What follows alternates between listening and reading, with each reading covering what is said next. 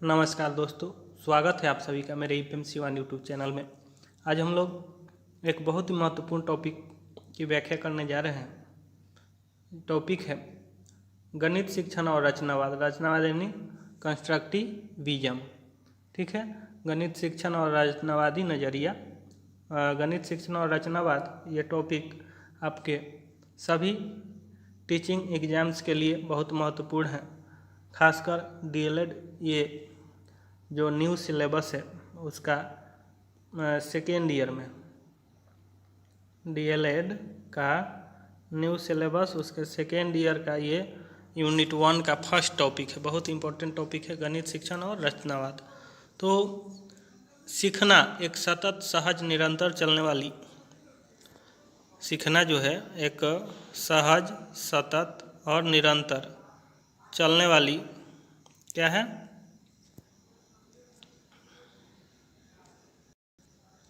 देखिए, सीखना एक सहज, निरंतर चलने वाली, सतत यानी लगातार, ठीक है, एक सामाजिक प्रक्रिया है।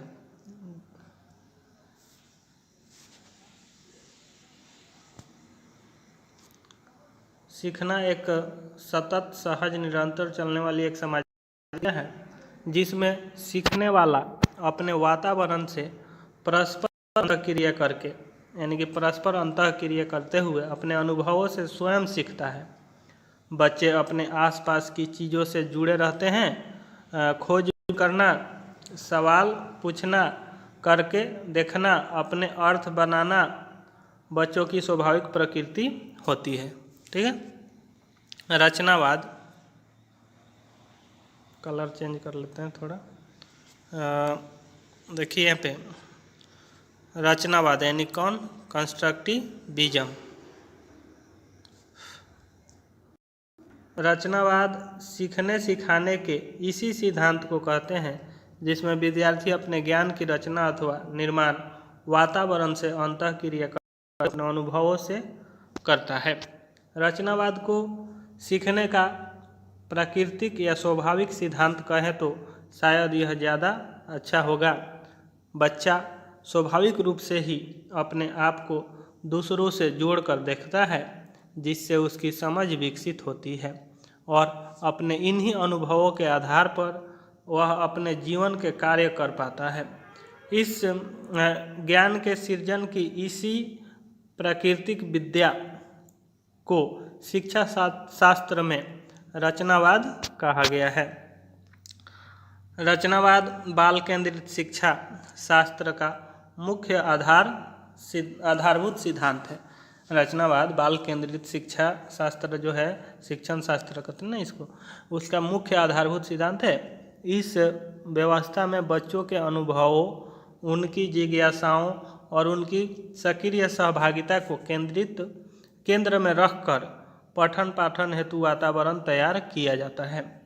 बाल केंद्रित व्यवस्था में शिक्षक एक सुगमकर्ता के रूप में बच्चों को सीखने हेतु यथोचित सामग्री, सीखने की सहज परिस्थितियों को उपलब्ध कराने और निरंतर उनका सतत और व्यापक मूल्यांकन, सतत व्यापक मूल्यांकन करते हुए उन्हें अपनी क्षमताओं के विकास के अवसर उपलब्ध कराने की महत्वपूर्ण भूमिका निभाता है एक शिक्षक। ठीक है, तो आगे बढ़ते हैं। स्वतंत्रता के बाद भारत में शिक्षा के सार्वभौमिक और गुणवत्तापूर्वक होने के विषय में कई प्रयास किए गए। कोठारी आयोग की सिफारिशों की बात हो या फिर 1986 की नई शिक्षा नीति की, और अभी जो है 2020 की नई शिक्षा नीति है। ठीक है, सभी सरकारी आयोग और नीति पत्रों में शिक्षा की गुणवत्ता को एक अहम मुद्दे की तरह प्रस्तुत किया गया है। और हो भी क्यों न, बिना गुणवत्ता के शिक्षा एक औपचारिकता मात्र है जो बच्चों के कोमल मन पर एक तरह विराजित हो जाती है। और कितने ही नैनीहाल अर्थहीन शिक्षा के बोझ तले सीखने की अपनी स्वाभाविक प्रकृति को खो देते हैं और खो देते हैं। ऐसे न जाने कितने अवसर जहां वे अपने अंदर छिपी क्षमताओं और ढेरों संभावनाओं से अपना और देश का सुनहरा भविष्य गढ़ सकते थे। तो ऐसे जो है बहुत सी से अवसर और उनसे बच्चे जो सीख सकते हैं करके, ठीक है, कुछ भी करके सीखना इसके अंतर्गत आता है ना। तो उससे रिलेटेड आगे आपको एग्जाम्पल में मिल जाएगा।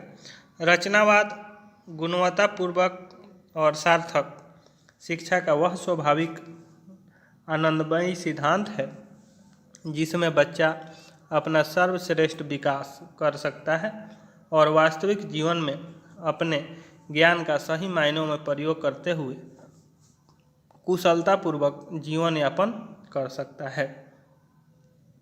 शिक्षा व्यवस्था का वास्तविक सरोकार बच्चों को सार्थक अनुभव देने वाली शिक्षा प्रदान करने का है, जिससे वे अपने अनुभव से उस यथार्थ और व्यवहारिक ज्ञान का सृजन यानी कि रचना करें जो उन्हें कुशलतापूर्वक जीवन यापन करने योग्य बनाए। उदाहरण देख लीजिए यहाँ पे गणित शिक्षण के रचनावादी नज़रिए। तो ये जो है आपको यहाँ पे फिगर दिख रहा होगा, फोटो, ठीक है। ये बच्ची जो है पत्थर के टुकड़े ली हुई है और उसमें जो है कुछ जोड़ घटाव जैसे कर रही है, नहीं काउंटिंग कर रही है। तो इसे करके सीख रही है, बहुत सी अवधारणाओं का विकास हो रहा है, राइट। 31 जुलाई 2016 को TLC चिन्यासी सौर में एक बार इसको थोड़ा छोटा कर लिया जाए, हाँ इतना पे चलेगा, ठीक है। तो एक बार फिर शिक्षकों के साथ मिल बैठने का अवसर बना, ठीक है। इस मौके पर हमने गणित शिक्षण के रचनावादी नज़रिए पर बातचीत की। ये एक बैठक की बात है, ठीक है।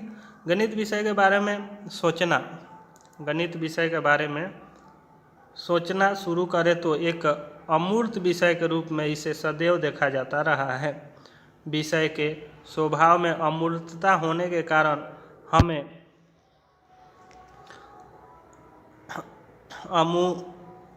अमूर्तता होने के कारण अमूमन यह कठिन लगता है, यानी कि ये जो विषय है कठिन लगता है, या फिर यह भी कहा जा सकता है कि शायद हमने गणित के उन पहलुओं को अभी जाना नहीं है जो इनका परिचय मूर्तता से करवाते हैं,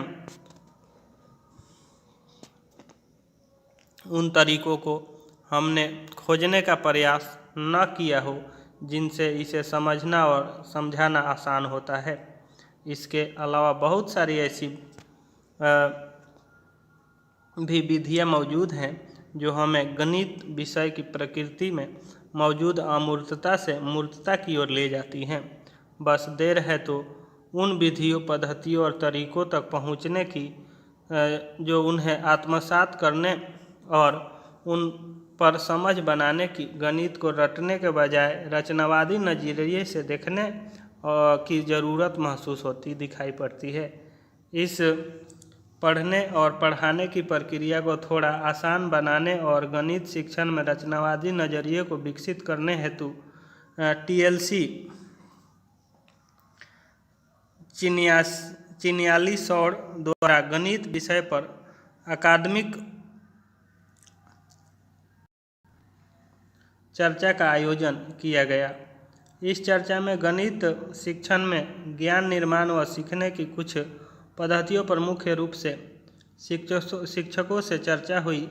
इस अकादमिक चर्चा में 13 शिक्षक व 4 अजीम प्रेमजी फाउंडेशन के सदस्यों द्वारा प्रतिभाग किया गया। सभी प्रतिभागियों का स्वागत किया गया। इस बैठक में कुछ शिक्षक पहली बार इस तरह की बातचीत में शामिल हुए। उनके परिचय के साथ बातचीत शुरू हुई। प्रत्येक परिवार को आयोजित की जाने वाली इस तरह की गतिविधियों के बारे में नए शिक्षकों को अवगत कराया गया। संदर्भदाता द्वारा इस प्रकार सत्र को आगे संचालित किया गया। 2 केस स्टडी से शुरुआत की गई। तो 2 केस स्टडी से शुरुआत की गई। तो अब आते हैं हम लोग केस स्टडी 1 पे। ठीक है। बातचीत की शुरुआत एक कक्षा के परिदृश्य पर चर्चा से हुई, जिसमें सीमा एक स्कूल की अध्यापिका है जो प्राथमिक कक्षाओं को पढ़ाती है। वह पूरी कक्षा में से एक सुर में जोड़ के कथनों को बार बार दोहराने को कहती है, एक सुर में, ठीक है। जब पूछा गया कि वह ऐसा क्यों करती है तो उसने बताया कि इससे बच्चे जोड़ सीख जाएंगे। बार बार दोहराने को कहती है, नहीं कि रटने को कहती है ना। रीमा भी एक स्कूल की अध्यापिका है। वह स्थानीय मान की अवधारणा पढ़ा रही है। इसके लिए बच्चों को मोतियों से खेलने का मौका देती है। वो इनकी माला बनाते और फिर गतिविधि से सिखाने का प्रयास कर रहे हैं। सीमा और रीमा जैसे हजारों शिक्षक बच्चों को गणित सिखाने के काम में लगे हुए हैं, पर आप यह काम कैसे करते हैं, यह कई बातों पर निर्भर करता है। इनमें से एक बात है सीखने की प्रक्रिया के बारे में आपकी समझ। जाहिर है इसमें यह बात भी शामिल होगी कि आखिर बच्चे सीखते कैसे हैं, और इसमें उस विषय की प्रकृति, विषय वस्तु और इस बारे में आपकी समझ सब शामिल है। इन सभी चीज़ों से मिलकर बनती है सीखने की समझ, ठीक है। इसके पश्चात यह भी जानने की कोशिश की गई कि आखिर बच्चे सीखते कैसे हैं और वे सीखने को किस रूप में समझते हैं, जिस पर शिक्षक साथियों की कुछ प्रतिक्रियाएं इस प्रकार थी। अगर पूछे हुए प्रश्न का उत्तर ठीक से प्राप्त हो जाता है तो ये माना जा सकता है कि वो सीख गया है। दूसरा, बार बार या फिर विशिष्ट अंतराल के बाद भी यदि बच्चा सही उत्तर दे रहा है वह सीख गया, ऐसा मान सकते हैं। प्रश्न यह भी था कि बारंबार अभ्यास करने से सीखना कितना होता है, यानी कि बार बार अभ्यास करने यानी रटने से सीखना कितना होता है। इसके लिए सीखने के मॉडल पर पहले बात करना जरूरी और इस बात की पड़ताल करना भी उन मॉडलों की क्या सीमाएं और समानताएं हैं। तो अनुभव से सीखने के मॉडल पर चर्चा को आगे बढ़ाते हुए संदर्भदाता ने बताया कि कक्षा 5 के छात्र राहुल से जब मैं बात कर रहा था कि वह गणित के सवालों को कैसे हल करता है तो उसका कथन था, राहुल, मैं सवालों को हल करता हूँ और उत्तरमाला भी नहीं देखता। मैं, तो फिर तुम कैसे सवालों को हल करते हो? राहुल, दिमाग से करता हूँ। मैं बोला, दिमाग से कैसे करते हो? तो राहुल सोचकर, मैं ये सोचना क्या होता है, ये बोलते हैं कि ये सोचना क्या होता है। राहुल, याद करना। राहुल बोला, याद करना। सोचना क्या होता है तो याद करना, ठीक है। इसमें हम देख सकते हैं कि राहुल के मन में सोचने और याद, सीखने और रटने के बीच कोई फर्क नहीं है। इस प्रकार से सीखने की बात बैंकिंग मॉडल करता है। चर्चा को आगे बढ़ाते हुए अब यह जानने की कोशिश की गई कि आखिरी बैंकिंग मॉडल क्या है, तो जिसमें विस्तृत रूप से चर्चा के दौरान कुछ मुख्य बिंदु निकल कर आए, जैसे पाउलो फ्रेरे ने सबसे पहले इसकी सीखने की बैंकिंग मॉडल नाम दिया। इसमें बार बार दोहराना, याद कर लेना, बारंबार अभ्यास करना, उत्तर उगलने की क्षमता का पूरा प्रयोग होता है। 6 के पहाड़े को कम से कम 10 बार पढ़ो, ठीक है। पहाड़े पर में प्रूफ आदि रटना, ये है बैंकिंग मॉडल। दिमागी बैंक में सूचनाओं को एकत्रित कर समय आने पर उसका उपयोग करना। इस मॉडल के अनुसार अच्छे छात्र वह होते हैं जिनकी याददाश्त अच्छी होती है। अगर सही उत्तर मिल गया तो वह सीख गया और गलत मिला तो उसके उत्तर की पड़ताल के अवसर नहीं होते। तत्पश्चात संदर्भदाता ने पूछा कि क्या आज के संदर्भ में बैंकिंग मॉडल पर्याप्त है और सीखने में याददाश्त का क्या योगदान है। इसके बाद इस समझ पर भी चर्चा हुई कि क्या बैंकिंग मॉडल इस बात की पूरी व्याख्या करता है कि गणित कैसे सीखते हैं। यह मॉडल दिमाग में जानकारी व्यवस्थित व पुनर्व्यवस्थित करने की क्षमता की व्याख्या करता है। इसके बाद सीखने के दूसरे मॉडल जिसको प्रोग्रामिंग मॉडल कहते हैं, इस पे चर्चा शुरू होती है। प्रोग्रामिंग मॉडल यानी टुकड़ों में सीखना। किसमें? टुकड़ों में सीखना। एक साथ बोझ न डालकर सिलसिलेवार यानी क्रमबद्ध रूप में या सोपानों में सीखना। बैठकर सुनने के लगातार अभ्यास से बच्चे अच्छे श्रोता बन जाते हैं। निर्देशों की एक श्रृंखला जिसे याद करके पालन करना होता है। बच्चों को रैखिक तरीके से सीखना, एक वक्त में एक ही तरीके या विधि से सवालों को हल कर पाना ताकि वह उलझ में न पड़े। फिर है कार्य को छोटे छोटे चरणों या उपचारों में बांटकर एक कार्य को उत्प्रेरक के रूप में बनाया जा सकता है।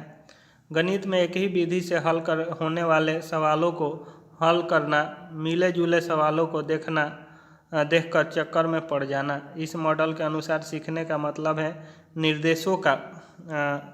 निर्देशों को याद करके पालन करना। इसमें माना जाता है कि सीखना टुकड़ों में होता है, यानी थोड़ा थोड़ा करके।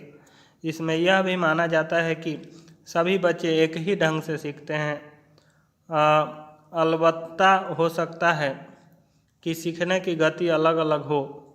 आखिर दोनों मॉडल में क्या समानताएं हैं, इस चर्चा को आगे बढ़ाते हुए संदर्भदाता ने बैंकिंग और प्रोग्रामेटिक मॉडल में समानताओं को रखा।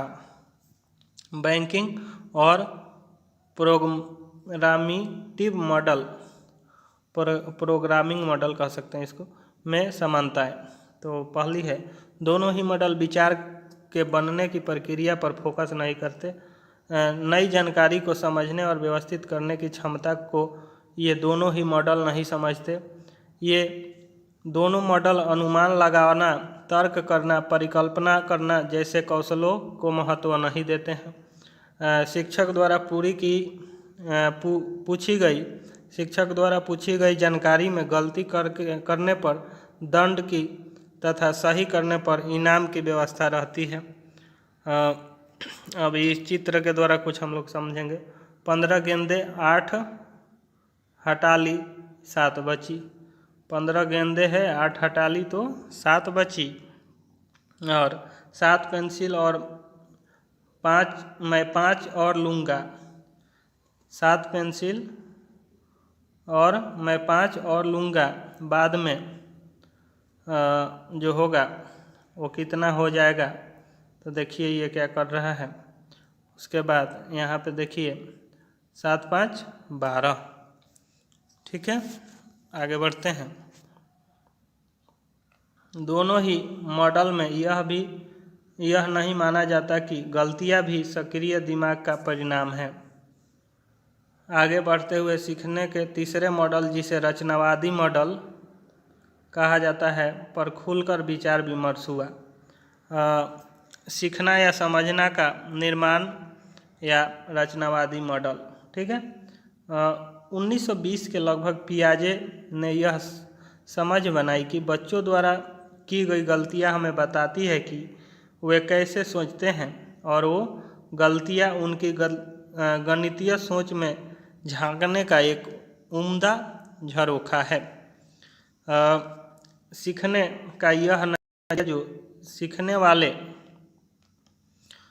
की एक सक्रिय कर्ता मानता है, रचनावादी कहलाता है। ठीक है, यानी कि जो बच्चे सीखते हैं उस समय गलतियां करते हैं, तो गलतियां करने के बाद और जो है पियाजे कहते हैं की गलतियां हमें बताती है कि वे बच्चे जो होते हैं कैसे सोचते हैं, और वो गलतियां उनकी गणितीय सोच में झांकने का एक उम्दा झरोखा है, यानी कि छत है। सीखने का यह नज़रिया जो सीखने वाले को सीखने की प्रक्रिया में एक सक्रियता का सक्रियकर्ता मानता है, वो रचनावादी मॉडल कहलाता है। इसमें बच्चे और अपने आसपास की दुनिया और लोगों के साथ संपर्क बनाकर अपनी समझ का निर्माण करते हैं रचनावादी नज़रिया में, रचनावादी मॉडल के द्वारा। ठीक है, इसमें बच्चे विभिन्न पहलुओं पर सोचने को प्रेरित होते हैं। ठीक है, कुछ न कुछ सीखना जारी रहता है, वह व्यर्थ नहीं जाता, वो चाहे प्रमेय हो या पैटर्न की पड़ताल करना हो। इसके बाद संदर्भदाता द्वारा यह जानने की भी कोशिश की गई कि एक शिक्षक होने के नाते हमारे व्यवहार में रचनावाद का क्या अर्थ है। फिर ऐसे समझे कि बच्चे अपने मन में किसी अवधारणा की तस्वीर कैसे बनाते हैं, यानी कि किसी कंसेप्ट का तस्वीर कैसे बनाते हैं। मसलन कि वह जोड़ना सीख रहे हैं, मतलब यानी कि यहाँ पर कह सकते हैं कि वह जोड़ना सीख रहे हैं, तो हम उनके सामने कुछ बीजों की छोटी छोटी ढेरियाँ रख देते हैं, उनसे पूछते हैं कि इन ढेरियों में कुल कितनी चीज़ें हैं। ठीक है, तो वे सभी ढेरियों की बीजों को गिनकर जोड़ेंगे, और इस गतिविधि को हम अलग अलग चीज़ों की ढेरियों को गिनाकर दोहरा सकते हैं। इस तरह वे अपनी जोड़ की समझ बनाते हैं। पियाजे ने इस को स्कीम या स्कीमा कहा, और यह बताया कि हर बच्चे की अपनी स्कीमा यानी स्कीम होती है।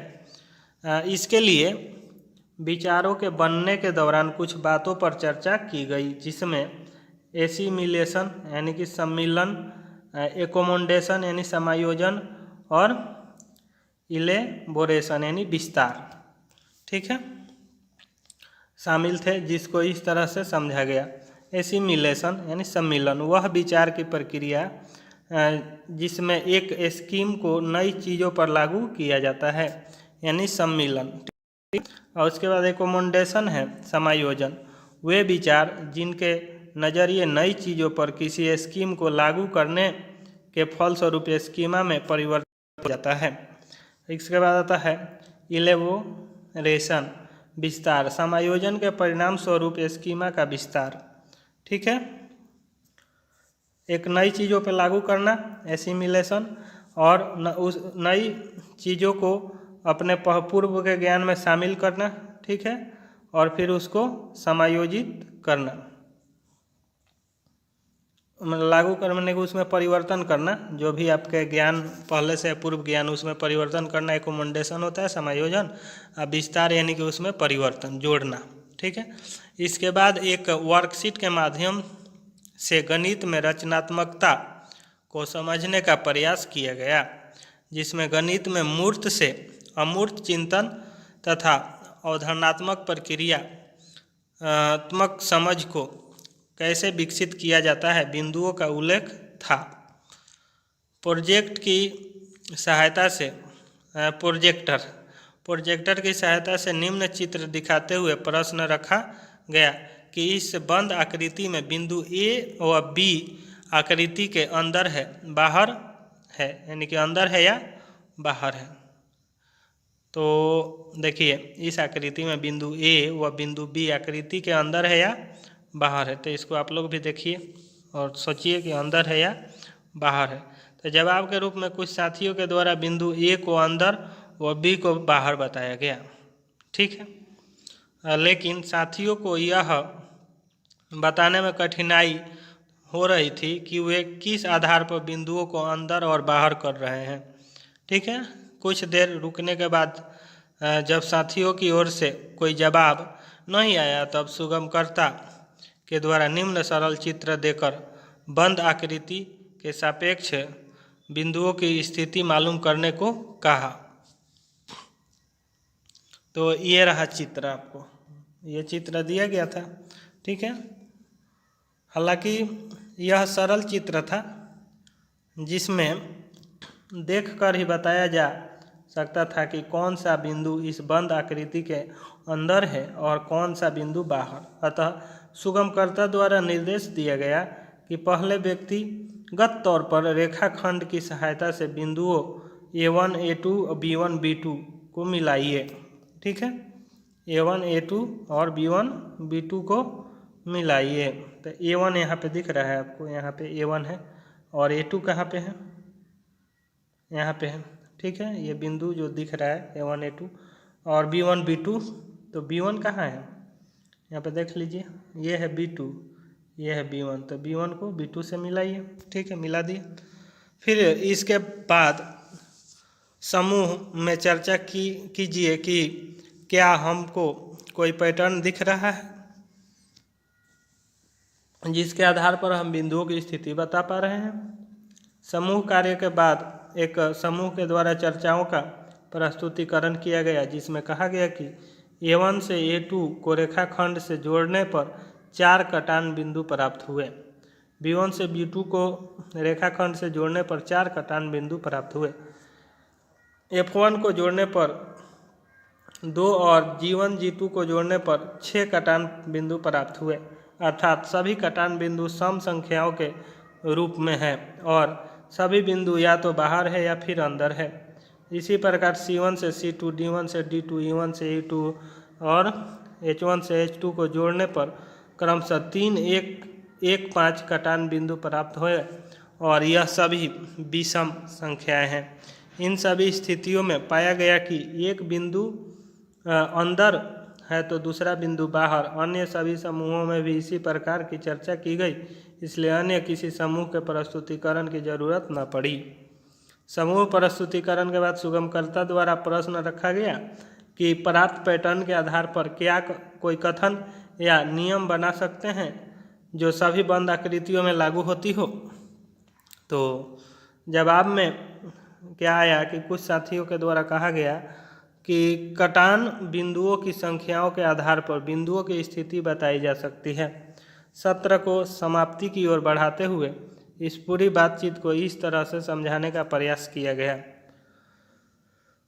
सीखने और सिखाने की प्रक्रिया केवल पाठ्य पुस्तक पर निर्भर न रहकर बच्चों को खुद करने के मौके देने चाहिए ताकि वे अपने ज्ञान का निर्माण स्वयं कर सके।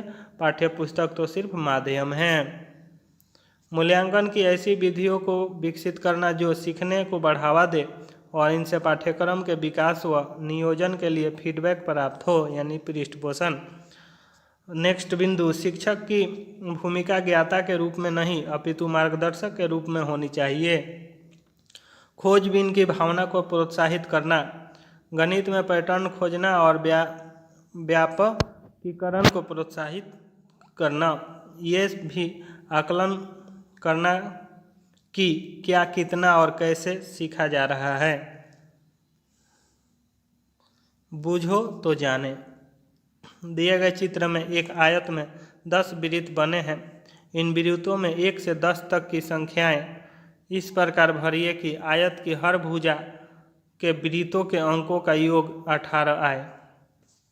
तो ये जो आपको प्रश्न दिया जा रहा है, तो इस प्रश्न का उत्तर, ठीक है, दिए गए चित्र में एक आयत में 10 वृत्त बने हैं, ठीक है। इन वृत्तों में 1 से 10 तक की संख्याएं इस प्रकार भरिए कि आयत की हर भुजा के वृत्तों के अंकों का योग 18 है। यानी कि इधर से भी जोड़े तो 18 है, इधर से भी जोड़े तो 18 है, इधर से भी जोड़े तो 18 है, इधर से भी जोड़े तो 18 है। तो 1 से 10 तक के अंकों को बैठाना है, ठीक है। तो इसका जो जवाब है वो आप कमेंट करके दीजिएगा कमेंट में। तो आज के लिए इतना ही। मैं आशा करता हूँ कि आप लोगों को ये गणितीय शिक्षण और रचनावाद समझ में आ गया होगा। और कहीं पे कोई डाउट हो तो कमेंट करें और चैनल को सब्सक्राइब करें, साथ ही बेल आइकन दबा दें जिससे कि मैं और भी कोई नया वीडियो पोस्ट करूं तो आपको उसका नोटिफिकेशन मिलता रहे। धन्यवाद।